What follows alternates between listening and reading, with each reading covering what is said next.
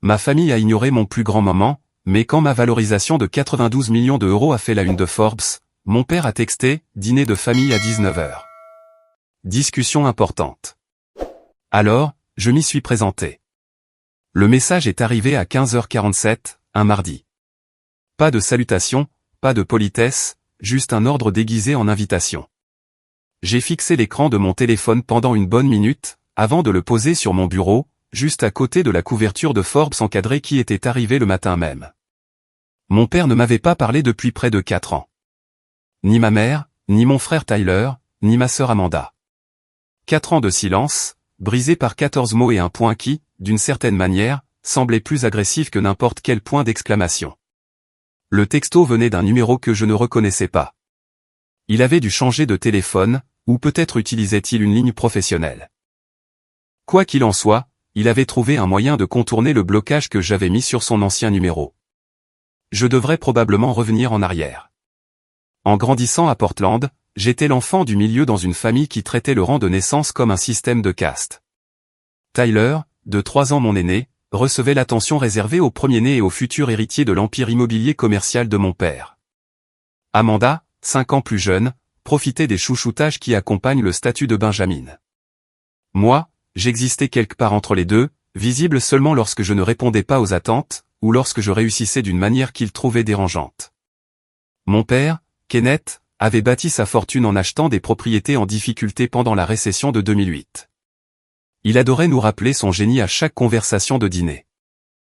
Ma mère, Patricia, venait d'une vieille fortune de la côte et ne laissait personne l'oublier. Ensemble, ils avaient créé un foyer où la valeur se mesurait en bénéfices trimestriels et en relations sociales. Quand j'avais 16 ans, j'ai créé ma première application. Rien de révolutionnaire, juste un outil d'étude qui aidait les étudiants à organiser leurs devoirs et à suivre leurs échéances. Je l'ai montré à mon père un soir après le dîner, affichant l'interface sur mon ordinateur portable avec des mains tremblantes. Il y a jeté un œil pendant peut-être 10 secondes. « C'est bien, ma chérie. Tyler, parle à ta mère du contrat Henderson. » La conversation a continué.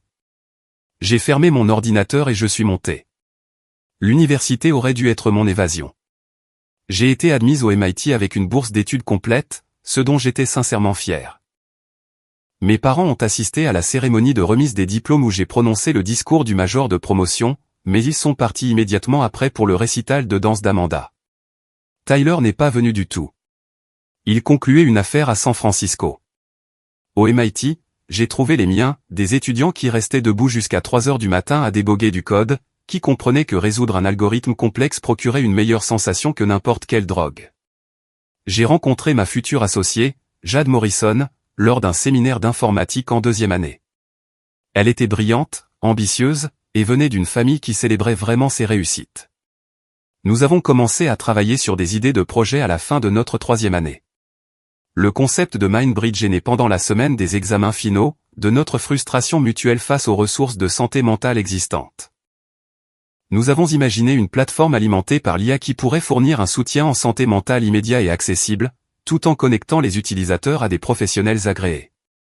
Pas un remplacement de la thérapie, mais un pont vers celle-ci. Après l'obtention de notre diplôme, nous avons emménagé dans un horrible appartement à Cambridge et avons commencé à coder. J'ai utilisé mes économies de divers stages. Jade a épuisé le plafond de 2 cartes de crédit. Nous vivions de ramen et de café, travaillant 16 heures par jour, à déboguer jusqu'à ce que nos yeux nous brûlent.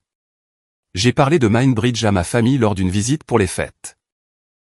C'était la veille de Noël, il y a près de 5 ans maintenant, et j'avais dépensé 600 € que je n'avais pas en billets d'avion parce que ma mère avait insisté sur l'importance des traditions familiales.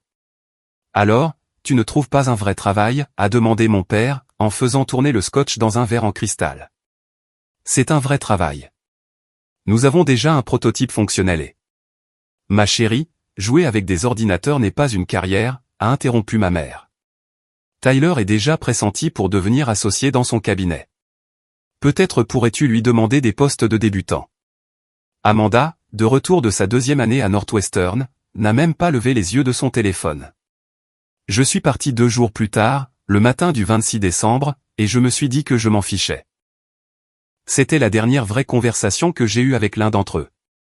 Notre première réunion d'investisseurs a eu lieu en mars. Une petite société de capital risque à Boston a accepté d'entendre notre présentation. J'étais terrifié. Jade et moi avons répété notre présentation 47 fois. Je portais la seule tenue professionnelle que je possédais, un costume bleu marine que j'avais acheté d'occasion. Nous sommes sortis avec 500 000 € de financement de démarrage. J'ai appelé mes parents depuis le parking, les mains tremblant encore d'adrénaline et d'incrédulité. Ma mère a répondu à la 4e sonnerie. C'est merveilleux, ma chérie. Écoute, je me rends justement à une réunion de la Junior League. Je peux te rappeler. Elle ne l'a jamais fait. Les 3 années suivantes se sont enchaînées dans un flou, comme c'est souvent le cas pour les startups. Nous avons embauché nos premiers employés, déménagé dans de vrais bureaux, et lancé la version bêta de MindBridge avec un succès retentissant. La plateforme a trouvé un écho auprès des personnes qui avaient besoin d'aide mais qui se heurtaient aux barrières de la thérapie traditionnelle, le coût, l'accessibilité, la stigmatisation, le temps. Nous avons levé une série A, puis une série B. Le nombre d'utilisateurs est passé de milliers à des centaines de milliers. Les professionnels de la santé mentale ont salué notre approche. Nous avons remporté des prix d'innovation. J'envoyais périodiquement des nouvelles à ma famille, des communiqués de presse, des liens vers des articles, des captures d'écran de critiques positives. Ma mère répondait occasionnellement par un bref félicitations. Mon père n'a jamais rien reconnu. Tyler et Amanda ont maintenu un silence complet.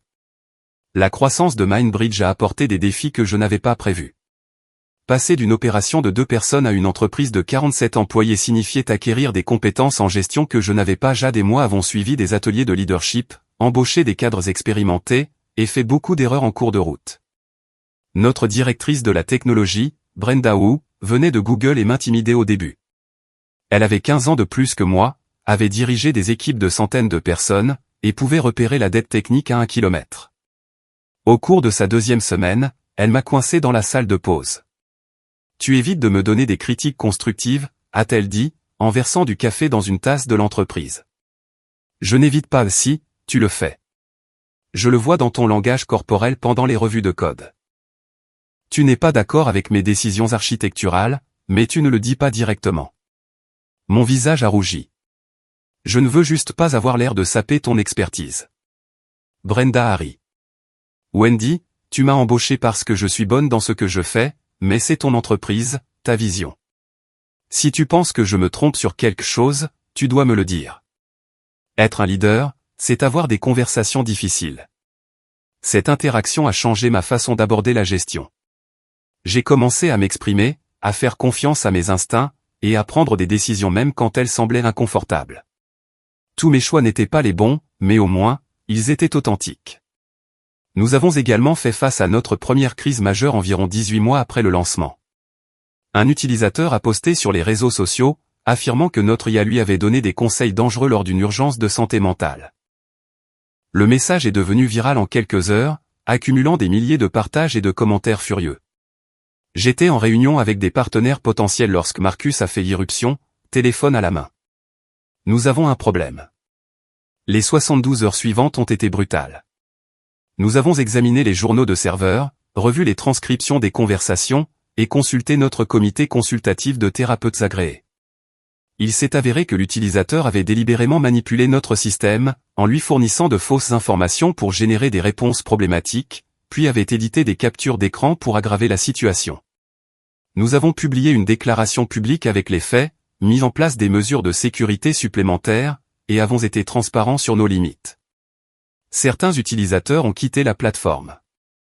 Beaucoup d'autres sont restés, appréciant notre honnêteté. Mais l'expérience m'a ébranlé. J'ai passé des nuits sans dormir, me demandant si nous avions construit quelque chose de dangereux. Jade m'a trouvé à 4 heures du matin, un jour, assise dans le bureau vide, à regarder les données des utilisateurs. Tu ne peux pas personnellement empêcher chaque mauvaise utilisation possible, a-t-elle dit, en s'asseyant à côté de moi. Mais si nous n'en faisons pas assez? Et si quelqu'un se blesse à cause de quelque chose que nous avons construit? Alors nous en prendrons la responsabilité et nous ferons mieux. Mais tu ne peux pas laisser la peur de l'imperfection t'empêcher d'aider les millions de personnes qui bénéficient réellement de cette plateforme. Cette nuit-là, j'ai eu envie d'appeler ma mère, un instinct de recherche de réconfort parental en temps de crise. Puis je me suis souvenu qu'elle ne m'avait jamais demandé comment allait réellement mon entreprise. Elle ne s'était jamais enquise des défis ou n'avait jamais célébré les étapes importantes. Son intérêt se limitait à une reconnaissance polie. Alors, j'ai appelé la mère de Jade à la place. Patricia Morrison m'a aidé à gérer mon anxiété, m'a posé des questions intelligentes sur nos protocoles de sécurité, et m'a rappelé que faire un travail difficile signifiait accepter que tous les résultats ne seraient pas parfaits. Tu ne joues pas à Dieu, m'a-t-elle dit. Tu fournis un outil, un bon outil d'après ce que me dit Jade. Donne-toi la permission d'être humaine. Cette conversation a signifié plus pour moi qu'elle ne l'a probablement réalisé. Notre cycle de financement de série B a apporté de nouveaux investisseurs et une nouvelle pression. Les réunions du conseil d'administration sont devenues plus formelles, les attentes plus élevées. Nous avions des capital risqueurs qui avaient soutenu des entreprises de plusieurs milliards d'euros, qui examinaient désormais nos indicateurs trimestriels. Un membre du conseil, Frank Castellano, me rappelait désagréablement mon père, même ton méprisant, même façon de parler par-dessus les gens, même supposition que son expérience primait sur les idées de tout le monde. Lors d'une réunion particulièrement tendue, il a interrompu ma présentation sur la croissance des utilisateurs et les communautés mal desservies. Ces données démographiques ont un potentiel de monétisation plus faible, a-t-il dit. Nous devrions concentrer nos ressources sur les fonctionnalités premium pour les utilisateurs à revenus plus élevés. J'ai posé la télécommande de mon ordinateur portable. Notre mission est de démocratiser les soins de santé mentale. Cela signifie servir les gens, quel que soit leur niveau de revenu. La mission, c'est bien pour les conférences TED. Nous sommes ici pour discuter du retour sur investissement. Les retours sont là. Nos données montrent que les utilisateurs de tous les niveaux de revenus s'engagent avec les fonctionnalités premium lorsque nous les tarifons de manière appropriée. Plus important encore, servir des communautés diverses renforce la confiance et la croissance par le bouche à oreille, ce que la publicité payante ne peut pas reproduire. Frank s'est penché en arrière, clairement pas convaincu. Vous laissez de l'argent sur la table. Je construis quelque chose de durable. Il y a une différence. La pièce est tombée dans le silence. Je m'attendais à ce qu'il argumente davantage, mais un autre membre du conseil, Patricia Okonjo, a pris la parole. Je pense que Wendy a raison. Monétisation à court terme contre valeur de marque à long terme. Nous avons vu cela se jouer dans toute l'industrie. Les entreprises qui privilégient la mission aux côtés du profit ont tendance à survivre plus longtemps que celles qui ne le font pas. La discussion a continué, mais j'ai remarqué que Frank me regardait avec une nouvelle évaluation dans les yeux. Après la réunion, il m'a pris à part. Tu as du cran, a-t-il dit. J'ai poussé pour voir si tu allais plier. Tu ne l'as pas fait. C'est bien. Continue comme ça. Ce n'était pas une excuse, mais c'était quelque chose. J'ai appris que rester ferme gagnait parfois le respect d'une manière que la recherche d'approbation ne pourrait jamais faire. À cette époque, Tyler m'a effectivement contacté une fois, non pas sur mon téléphone personnel, que j'avais bloqué, mais via la ligne professionnelle générale de Mindbridge. Notre réceptionniste a transmis le message à mon assistante, qui l'a porté à mon attention. Votre frère a appelé, a demandé s'il pouvait vous parler d'une affaire de famille. Dois-je programmer quelque chose ? J'ai fixé le bout de papier pendant un long moment. Une partie de moi était curieuse. Une partie de moi savait exactement de quoi il s'agissait. Dites-lui que je ne suis pas disponible et renvoyez-le à notre processus de demande commerciale standard s'il a des questions professionnelles. Mon assistante a hoché la tête, assez professionnelle pour ne pas fouiner, mais j'ai vu la question dans ses yeux. Ce soir-là, j'ai fait quelque chose que je n'avais pas fait depuis des mois, j'ai consulté les profils de Tyler sur les réseaux sociaux, ceux que j'avais cessé de suivre mais pas bloqués. Sa vie avait l'air parfaite dans des publications soigneusement sélectionnées, des photos avec Jennifer à des galas de charité, des mises à jour sur des victoires judiciaires, des vantardises modestes sur des réalisations professionnelles. Ce que les publications ne montraient pas, c'étaient les détails que j'avais trouvés dans mes recherches, les difficultés financières de son cabinet, les clients qui partaient pour des cabinets plus grands et plus prestigieux, le fait que devenir associé dans un cabinet de taille moyenne en difficulté n'était pas la victoire que ma famille avait toujours dépeinte. Je me suis demandé si c'était pour ça qu'il avait appelé, s'il était confronté à la même réalité que mes parents finiraient par affronter, que le succès était plus difficile à maintenir qu'ils ne l'avaient prévu et que la fille qu'ils avaient méprisée avait peut-être compris quelque chose qu'ils n'avaient pas. Puis j'ai fermé le navigateur et je suis retourné au travail. Puis est venue l'invitation pour ma conférence TED. Être invité à parler à TED me semblait surréaliste. Moi, La fille qui codait dans sa chambre d'enfant pendant que sa famille discutait des accomplissements de Tyler en bas, j'allais me tenir sur ce cercle rouge et parler de la démocratisation des soins de santé mentale. L'événement était prévu pour le 15 mai à Vancouver. J'ai envoyé les détails à ma famille 3 mois à l'avance, puis 2 mois, puis 1 mois avant. Nous essaierons de venir, a dit ma mère lorsque je l'ai finalement appelé directement. Cela signifierait beaucoup si vous étiez là, lui ai-je dit. Bien sûr, ma chérie. Je vais en parler à ton père. Le jour de la conférence, je me tenais en coulisses, lissant ma robe pour la 100e fois. Jade m'a fait un discours d'encouragement. Notre chef des opérations, Marcus, m'a assuré que je serais incroyable. Je n'arrêtais pas de regarder l'entrée, observant les participants arriver. Ma famille n'est jamais venue. J'ai donné cette conférence à une salle pleine d'inconnus, pendant que mes parents, mes frères et sœurs et leurs familles étaient de retour à Portland. Après, j'ai vérifié mon téléphone en coulisses. Rien. Pas de texto, pas d'appel, pas d'explication. La conférence est devenue virale. En une semaine, elle avait 7 millions de vues. En 2 semaines, 15 millions. La plateforme a planté à cause des nouvelles inscriptions d'utilisateurs. Nous avons dû mettre à l'échelle nos serveurs en urgence. Mon téléphone a explosé de messages d'anciens camarades de classe, de professeurs, d'anciens collègues, de parents éloignés que je me souvenais à peine. Tout le monde voulait me féliciter, me contacter, célébrer ce moment. Ma famille proche n'a rien envoyé. J'ai pris une décision à ce moment-là, debout dans notre bureau à 2 heures du matin, pendant que notre équipe travaillait pour gérer l'augmentation du trafic. J'en avais fini. Fini de chercher leur approbation. Fini d'espérer qu'ils me verraient soudainement. Fini de minimiser mes accomplissements parce qu'ils mettaient ma famille mal à l'aise. J'ai bloqué leurs numéros, je les ai supprimés de mes amis sur les réseaux sociaux, et je les ai retirés de mes contacts d'urgence. S'ils voulaient être des étrangers, je les traiterais comme des étrangers. L'acte de les bloquer était à la fois libérateur et dévastateur. Mon pouce a plané sur le bouton de confirmation finale pendant près de 5 minutes avant que je n'appuie dessus. Puis c'était fait. 4 ans de communication à sens unique, coupés en quelques pressions sur un écran. Jade m'a emmené boire un verre ce soir-là. Nous nous sommes assises dans un bar tranquille à Cambridge, avec un whisky cher que nous n'aurions pas pu nous permettre 2 ans plus tôt. « Comment te sens-tu » a-t-elle demandé. Soulagée, triste, en colère, libre. Tout à la fois. C'est probablement sain, en fait. J'ai fait tourner le liquide ambré dans mon verre. Ma thérapeute serait d'accord avec toi. Tu vois quelqu'un? C'est super. Ça me semblait hypocrite de créer une plateforme de santé mentale tout en ignorant mes propres problèmes. J'ai pris une gorgée. Elle m'aide à travailler sur les dynamiques familiales, les schémas de recherche de validation auprès de personnes qui ne la donnent pas, tout ce bazar. Jade a levé son verre. À la rupture des schémas. À la rupture des schémas, ai-je répété. Ce que je ne lui ai pas dit, c'est à quel point le blocage m'avait fait mal. Malgré tout, malgré des années de déception et de mépris, une partie de moi avait gardé espoir. L'espoir qu'un jour, ma famille me verrait, me comprendrait, me choisirait.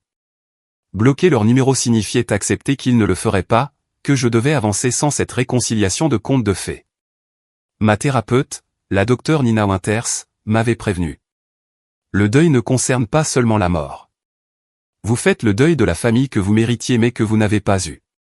C'est une perte réelle, même s'ils sont encore en vie. Elle avait raison.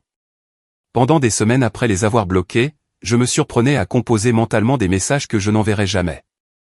J'imaginais des conversations où ils s'excusaient et le pensaient. Je me représentais des scénarios où ils se présentaient, enfin, sincèrement. Puis je revenais à la réalité et je me concentrais sur les gens qui, eux, se présentaient vraiment. Les mois suivants ont apporté des changements que je n'aurais pas pu imaginer. Nous avons levé une série C à une valorisation de 92 millions d'euros. Forbes nous a contactés pour un profil. Puis ils ont demandé une histoire de couverture.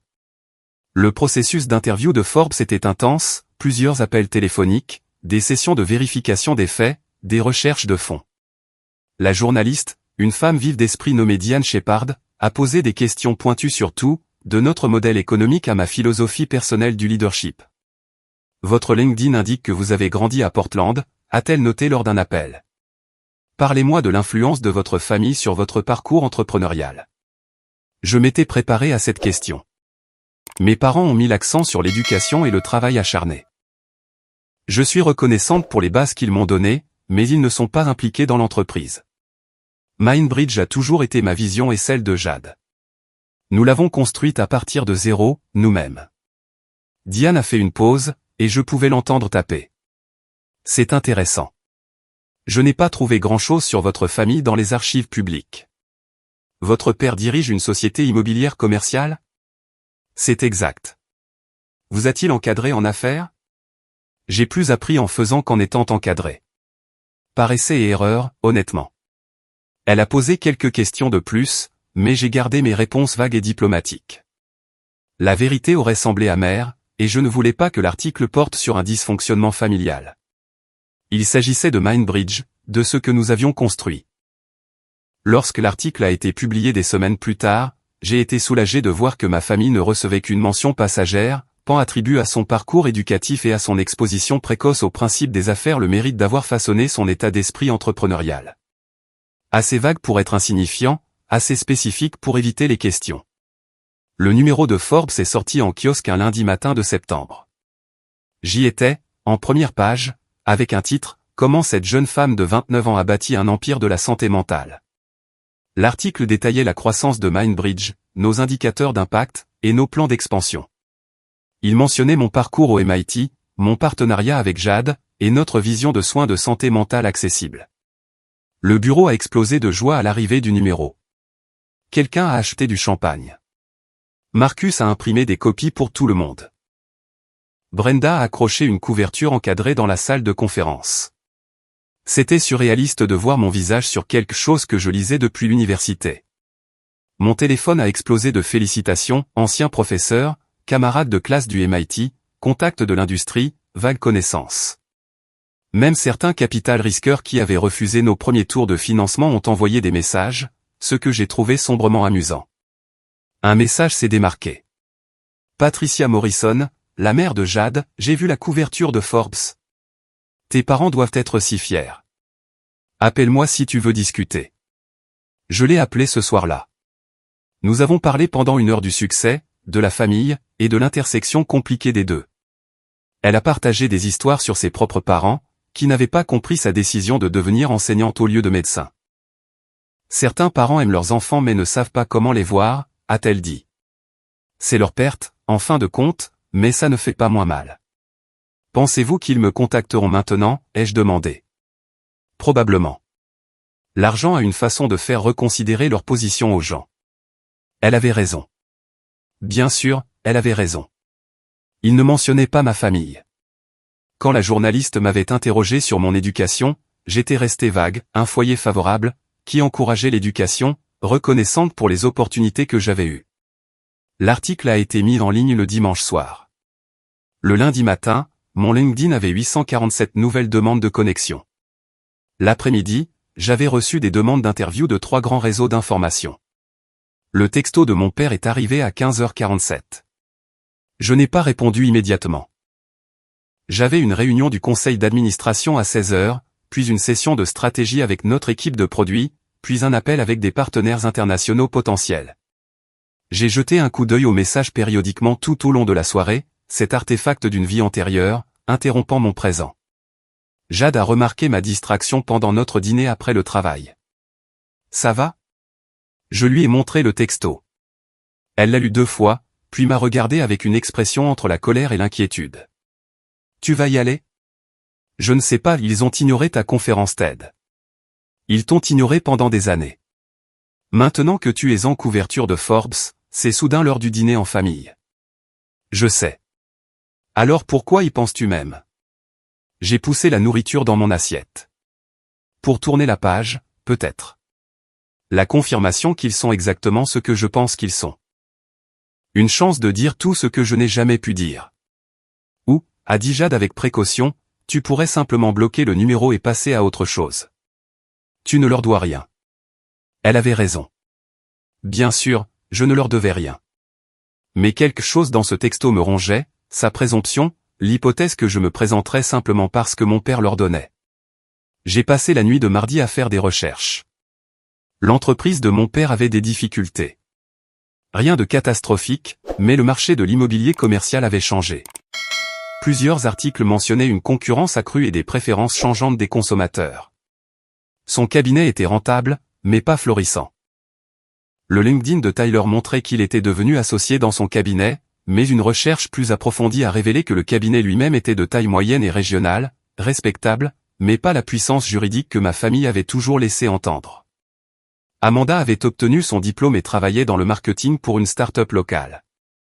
Pas ma start-up, évidemment. Nous n'en avions même jamais discuté. Mercredi matin, j'ai pris ma décision. J'ai appelé mon avocat, Ross Chapman, qui s'était occupé de divers contrats et accords pour Mindbridge. J'ai besoin que tu rédiges des documents pour moi. Quel genre de documents?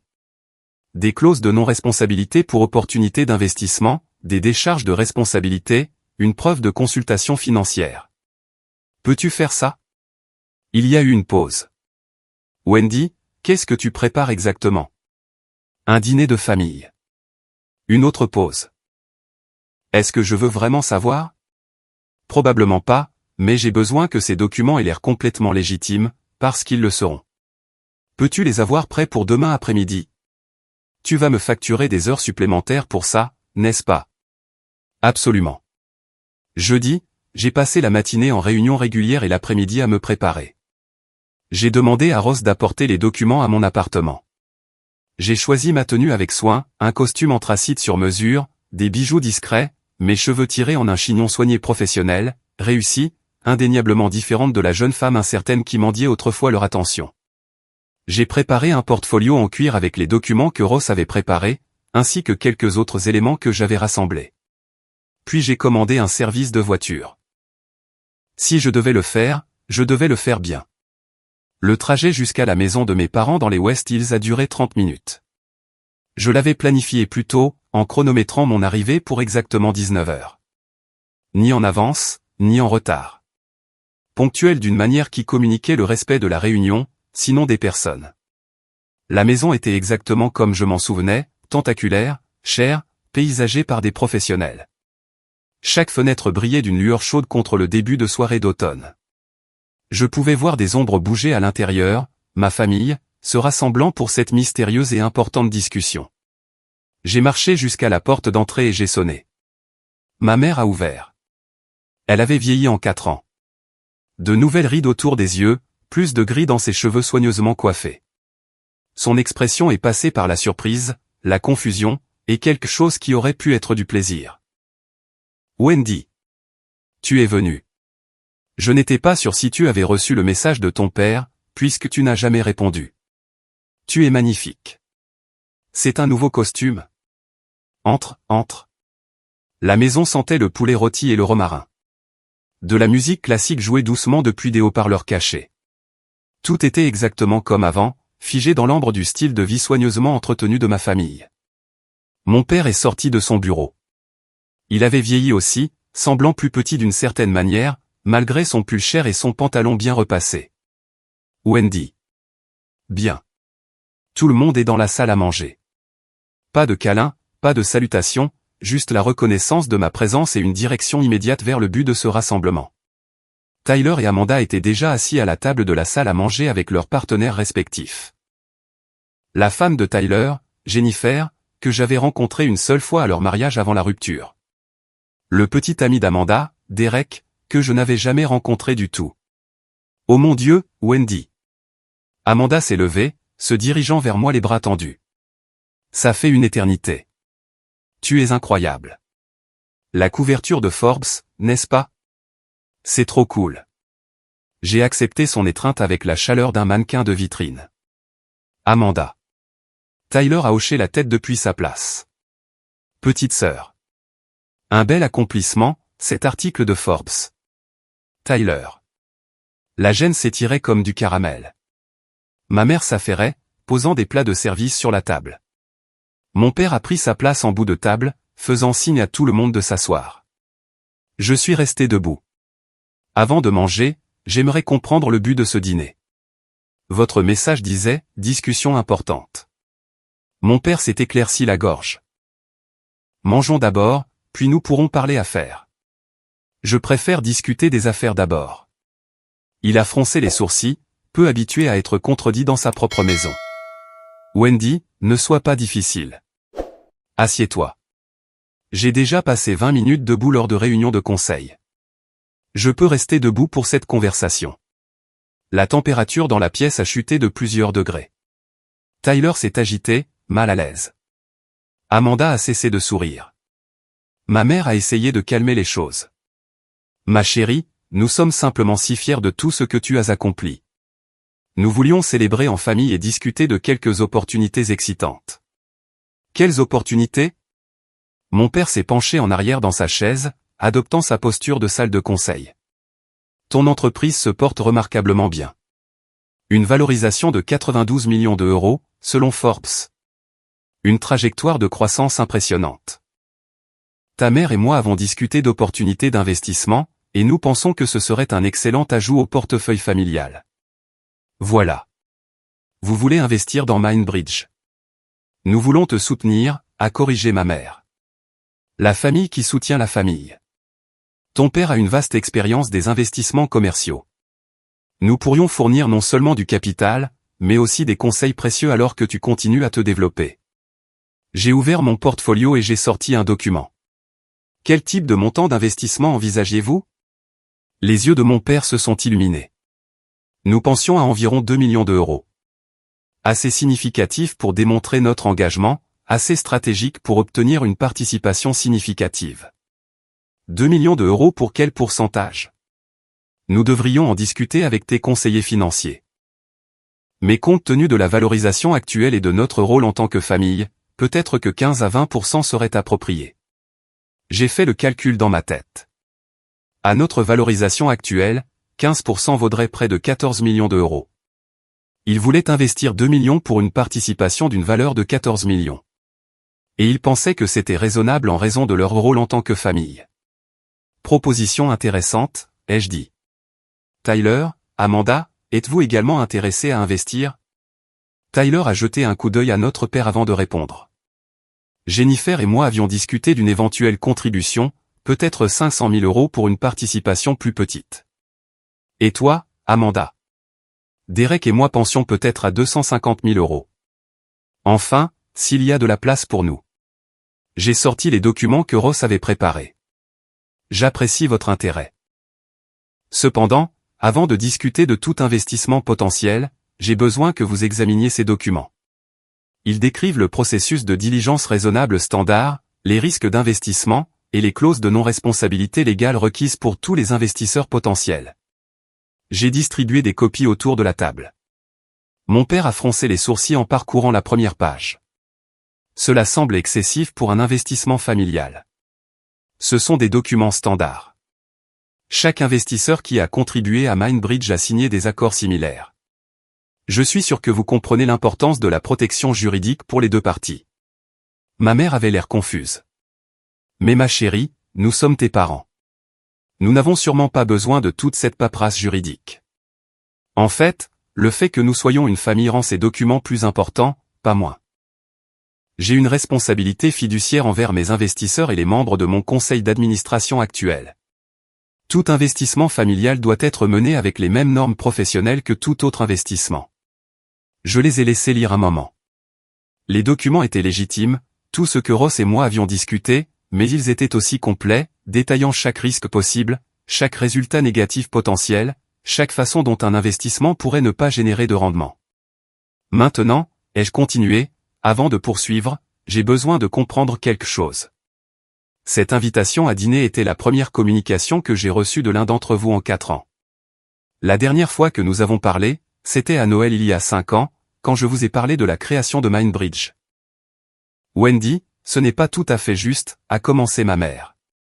Je vous ai envoyé des mises à jour, des communiqués de presse, des liens vers des articles, une invitation à ma conférence TED à Vancouver. Vous vous souvenez de cette conférence TED? Silence. Je vous ai prévenu 3 mois à l'avance, puis 2 mois, puis 1 mois. Je t'ai appelé directement, maman, et tu as dit que tu essaierais de venir. Le visage de ma mère a rougi. Nous voulions être là, ma chérie, mais ton père avait une réunion client importante ce week-end-là, et Amanda avait cette conférence de marketing. La conférence TED a été vue 43 millions de fois. 43 millions d'inconnus m'ont regardé discuter du travail dont je suis le plus fier. Ma propre famille n'a pas pu se donner la peine d'y assister. Ce n'est pas juste, a interjeté mon père. Tu sais à quel point les affaires peuvent être exigeantes. Nous ne pouvons pas tout laisser tomber pour chaque petit événement. Chaque petit événement? Je l'ai regardé fixement. C'était TED. Et vous savez quoi? Vous avez absolument raison sur les exigences des affaires. Je comprends, c'est pourquoi je suis très curieuse du moment de cette invitation à dîner. J'ai sorti mon téléphone et j'ai ouvert un article sauvegardé. Le rapport sur les bénéfices du deuxième trimestre de votre entreprise a montré une baisse de 12% des revenus. Tyler, ton cabinet a perdu ses 2 plus gros clients au cours des 6 derniers mois. Amanda, ta start-up vient d'avoir sa deuxième vague de licenciements. La pièce est devenue très silencieuse. Alors, laissez-moi clarifier la situation. Pendant des années, ma famille a méprisé mon travail comme jouer avec des ordinateurs. Vous avez ignoré mes succès, manqué mes étapes importantes, et traité ma carrière comme un passe-temps embarrassant. Mais au moment où mon entreprise atteint une valorisation qui pourrait vous être financièrement bénéfique, c'est soudain lors d'une discussion familiale importante. Ce n'est pas de ça qu'il s'agit, a dit mon père, mais sa voix manquait de conviction. Alors de quoi s'agit-il, papa? S'il te plaît, explique-moi pourquoi, après 4 ans de silence absolu, tu as décidé de me contacter la même semaine que la sortie de ma couverture de Forbes. Ma mère a essayé de nouveau. Wendy, tu déformes tout. Nous avons toujours été fiers de toi. Arrête. J'ai levé la main. S'il te plaît, arrête. Je me sentais étonnamment calme. Je m'attendais à de la colère, mais au lieu de cela, je ressentais quelque chose de plus proche du soulagement. Je n'ai pas besoin que vous me mentiez. Je n'ai pas besoin que vous réécriviez l'histoire. J'ai juste besoin que vous compreniez quelque chose. J'ai sorti le dernier document de mon portfolio. Voici notre table de capitalisation actuelle. Elle montre tous les investisseurs existants et leur pourcentage de participation. Vous remarquerez qu'il n'y a pas de place pour un nouvel investissement au niveau de la série C. Nous sommes entièrement souscrits. Même si je voulais accepter votre argent, ce que je ne veux pas, il n'y a pas de participation disponible. Alors pourquoi nous as-tu fait examiner tous ces documents, a demandé Tyler. Parce que je voulais que vous voyiez ce que vous avez manqué. Je voulais que vous compreniez que l'entreprise que vous avez méprisée et ignorée est devenue si prospère que les gens se bousculent maintenant pour avoir l'opportunité d'investir. Cet article de Forbes mentionnait que nous avons refusé 47 offres d'investissement lors de notre dernier tour de financement. 47 personnes qui croyaient vraiment en ce que nous construisions. J'ai fermé mon portfolio. Je suis venu ici ce soir parce que j'avais besoin de voir si vous aviez vraiment changé ou si vous étiez exactement ce que je pensais que vous étiez. Et vous avez confirmé tout ce que j'avais besoin de savoir. Wendy, tu es incroyablement injuste, a dit mon père, sa voix se durcissant. Nous sommes ta famille. Nous t'avons soutenu toute ta vie, avons payé ton éducation. Je suis allé au MIT avec une bourse complète. Nous avons subvenu à tes besoins, t'avons donné des opportunités. Vous avez fourni le minimum requis des parents. Vous m'avez donné un toit et de la nourriture. Félicitations pour avoir respecté les exigences légales minimales. Comment oses-tu me parler de cette façon dans ma propre maison? C'est peut-être votre maison, mais je ne suis plus la fille qui a besoin de chercher votre approbation. J'ai construit quelque chose de significatif sans votre soutien, sans vos conseils, et sans votre argent. Et vous savez quelle est la plus belle partie? Je suis plus heureuse que je ne l'ai jamais été. La voix d'Amanda était faible. Wendy, nous sommes vraiment fiers de toi. J'ai regardé ma jeune sœur, voyant quelqu'un que je connaissais à peine. Vraiment? Ou es-tu fier de ce que je pourrais faire pour toi? Parce qu'il y a une différence. Elle n'a pas répondu. Je me suis tourné vers Tyler. Tu as travaillé toute ta vie pour être à la hauteur des attentes de papa. Est-ce que ça t'a rendu heureux? Il a regardé son assiette. Je l'espère. Sincèrement. Mais j'ai fini de vivre dans l'ombre de cette famille, en attendant une validation qui ne viendra jamais. Les yeux de ma mère se sont remplis de larmes. Nous sommes toujours ta famille. Nous t'aimons. Peut-être, à votre manière. Mais l'amour sans respect, sans soutien, sans être là quand ça compte, ce n'est pas suffisant. Je mérite plus que ça. Et je comprends enfin que je n'ai pas besoin de gagner ma place à cette table. Je peux construire ma propre table. Je me suis dirigé vers la porte. Si tu pars maintenant, ne t'attends pas à revenir, m'a lancé mon père. Je me suis retourné une dernière fois. Je ne suis pas revenu depuis 4 ans. 40 de plus ne feront aucune différence. Nous aurions pu t'aider à réussir, a-t-il dit. Toutes nos relations, notre expérience. J'ai réussi sans vous. C'est la partie que vous ne pouvez pas accepter. Je n'avais pas besoin de vos relations. Je n'avais pas besoin de votre expérience. Je n'avais pas besoin de votre argent. Et cela vous met mal à l'aise, parce que cela signifie que vous n'avez plus de pouvoir sur moi. Ma mère s'est levée.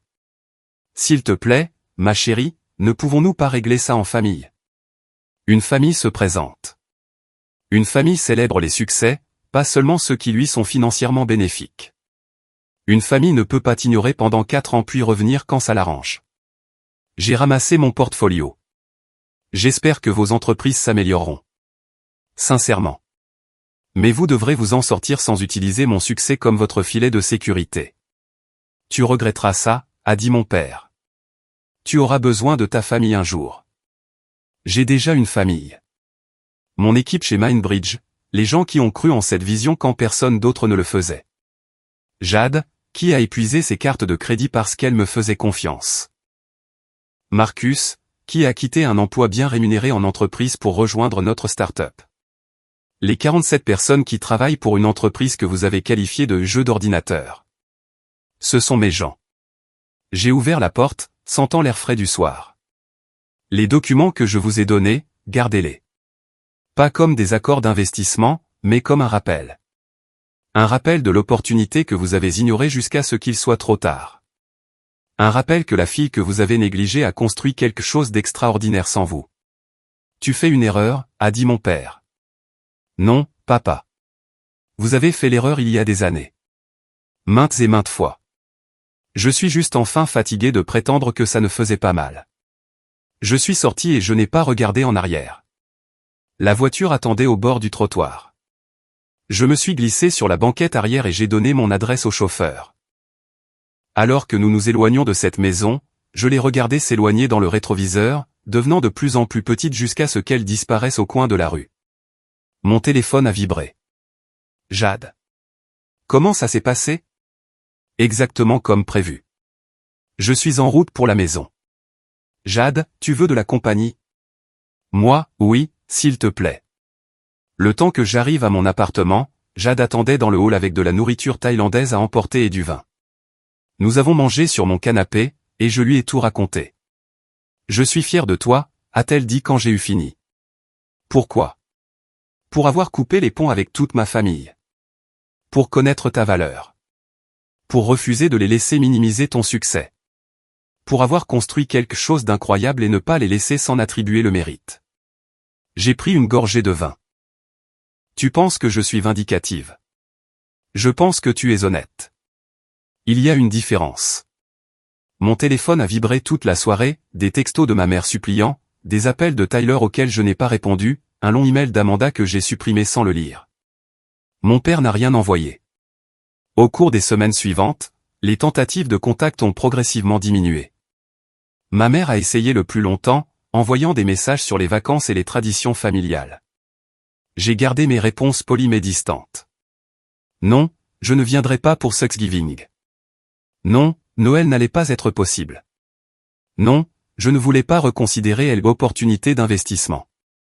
6 mois plus tard, un colis est arrivé au bureau de Mindbridge. À l'intérieur se trouvait une photo encadrée de mon enfance, moi, à environ 8 ans, souriant à quelque chose hors champ. Une note de ma mère était glissée à l'intérieur. Tu as toujours été spécial. Je suis désolé que nous ne te l'ayons pas assez montré. Avec amour, maman. J'ai gardé la photo mais je n'ai pas répondu à la note. Mindbridge a continué à croître. Nous nous sommes développés à l'international, avons lancé de nouvelles fonctionnalités, et avons aidé des millions de personnes à accéder à un soutien en santé mentale.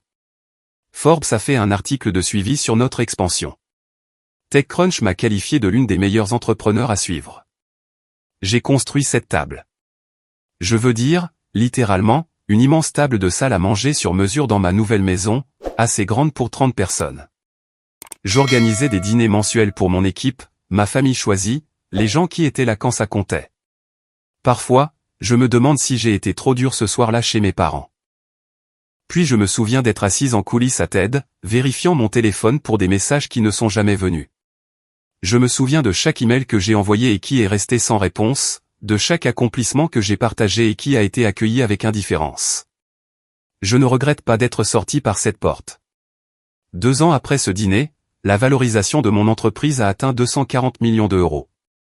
Nous préparons une introduction en bourse. J'ai 31 ans, et j'ai construit quelque chose qui compte pour les gens. Mon père n'a plus jamais envoyé de texto. Tyler a finalement cessé d'appeler. Amanda m'a envoyé une demande d'amitié sur les réseaux sociaux l'année dernière. Je ne l'ai pas acceptée, mais je ne l'ai pas refusée non plus. Ma mère envoie toujours des messages occasionnels pour les anniversaires et les vacances. Je réponds poliment, brièvement, en maintenant la limite que j'ai établie ce soir de septembre. Parce que voici ce que j'ai finalement compris, on ne peut pas forcer les gens à voir votre valeur. On ne peut pas les faire se présenter. On ne peut pas gagner l'amour et le respect de personnes qui ont décidé que vous n'en valez pas la peine. Mais on peut choisir d'arrêter d'attendre leur approbation. On peut construire son propre succès. On peut créer sa propre famille à partir de personnes qui célèbrent vraiment vos victoires au lieu de se présenter seulement quand il y a quelque chose à y gagner. Et on peut quitter cette table de dîner sans regret, sachant que la discussion la plus importante n'était pas celle qu'il voulait avoir sur l'investissement dans votre entreprise. C'était celle où vous avez finalement investi en vous-même.